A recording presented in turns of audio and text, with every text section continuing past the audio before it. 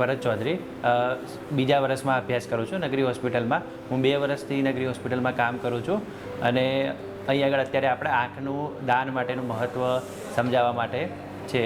તો આંખનું દાન કરવું એ બહુ જ સારી વસ્તુ છે, કેમ કે આંખ આપણા શરીરનું એક મહત્ત્વપૂર્ણ અંગ છે કે જેનાથી આપણે જોઈ શકીએ છીએ દુનિયાને, આપણા બધા કામ સરળતાથી થાય છે અને આપણા શરીરમાં જેટલા બી ઓર્ગન છે એમનું આપણે ડોનેટ કરીએ એમાં સૌથી સક્સેસ ડોનેટ આંખનું જ છે. બીજા બધામાં થોડો ફેલિયર રેટ વધારે છે, પણ બીજા બધા બી ડોનેશન તો સારા જ છે કે કોઈના ઉપયોગમાં આવી શકે, પણ આંખનું દાનનો સક્સેસ રેટ બહુ જ સારો છે. તો આંખનું દાન બહુ જ જરૂરી છે એના માટે. અને આપણે કોઈ બી માણસનું મૃત્યુ થાય એના પછી 6 કલાકની અંદર આપણે આંખ કલેક્ટ કરવી પડે છે. પછી અહીં આગળ અમે લાંબા ટાઈમ સુધી સાચવીએ છીએ, પણ 6 કલાકની અંદર આપણે એને આંખને કલેક્ટ કરવી પડે છે. પછી આપણે શું સાવધાની રાખવાની કે કોઈનું મૃત્યુ થાય એના પછી આંખ સારી રીતે સચવાઈ રહે, કોઈ આપણે ડૉક્ટર આવી અને કલેક્ટ કરી જાય ત્યાં સુધીમાં, તો ત્યાં સુધીમાં આંખ બંધ કરાવી નાખવી, આંખને ખુલ્લી ના રાખવી, આંખની ઉપર ભીના પોતા મૂકવા, જેના કારણે આંખ સારી રીતે રહી શકે. અને પછી તો ડૉક્ટર આવી અને કલેક્ટ કરી લે. પછી તો અમારા જોડે આગળ સુવિધાઓ હોય છે કે અમે એને લાંબા ટાઈમ સુધી સંગ્રહ કરી શકીએ છીએ, પણ આપણા જોડે વેઇટિંગ લિસ્ટ જ એટલું હોય છે કે જેમને આંખના દાનની જરૂર હોય છે વિવિધ પ્રકારના રોગોની અંદર, જેમ કે કોર્નિયાની જન્મજાત ખામી હોય કીકીની, કે પછી કોઈને કીકીમાં અલ્સર થયું હોય, ચાંદું પડ્યું હોય, તો એ બધા કેસીસની અંદર આપણે કીકી બદલાવતા હોઈએ છીએ અને એના કારણે સારી એવી નજર આવતી હોય છે.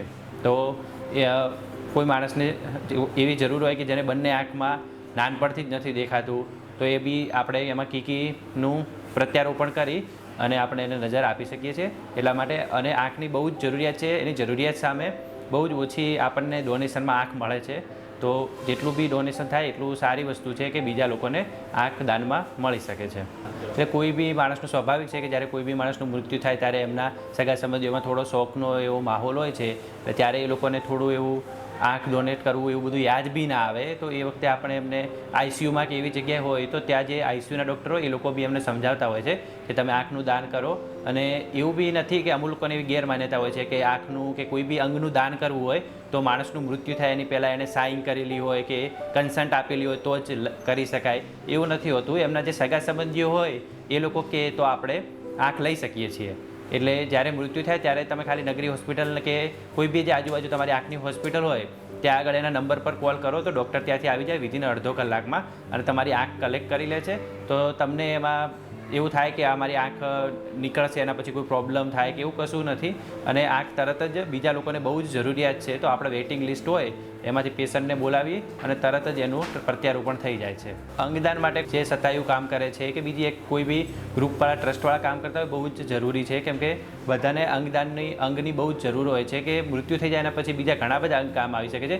એમાંથી એક આંખ પણ એવી છે કે જે કામ આવી શકે છે. અને આંખનું સક્સેસ રેટ બહુ વધારે છે કે ટ્રાન્સપ્લાન્ટ કર્યા પછી કે નજર સારી આવે છે માણસોમાં. અને એટલા માટે અને નાના છોકરાઓમાં બી ઘણો બધો પ્રોબ્લેમ હોય છે કે નાનપણથી જ એમની કીકીમાં ખરાબી હોય કે કીકીમાં કોઈ બી વાગ્યું હોય, ચાંદવું પડ્યું હોય, તો એમાં બી આપણે આંખ પ્રત્યારોપણ કરીએ તો સારું એવું વિઝન આવે. સતાયું આ ઓર્ગન ડોનેશન માટે કે જે કામ કરે છે એ સારું છે.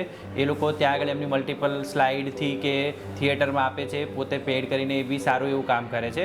અને એના કારણે ઘણા બધા લોકોમાં અવેરનેસ આવે છે અને એના કારણે લોકો દાન કરે છે બધી આંગનું. અને હવે પહેલાં કરતાં હવે સારું છે, બધાને ખબર પડે છે કે આ બધા સોશિયલ મીડિયાથી કે એનાથી એમને આઈડિયા આવે કે આવી રીતે અંગદાન કરી શકાય. તો બધાનું હવે અંગદાનને બધું વધ્યું છે, સારું કામ કરે છે સતાયું.